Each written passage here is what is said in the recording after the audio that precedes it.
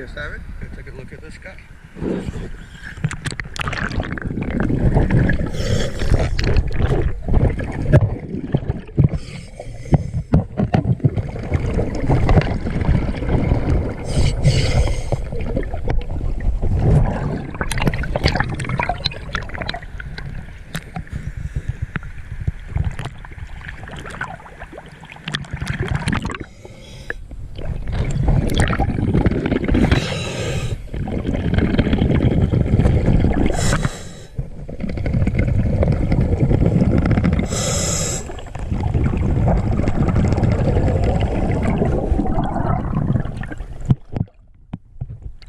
This one seems to be tilting off to the side from the base.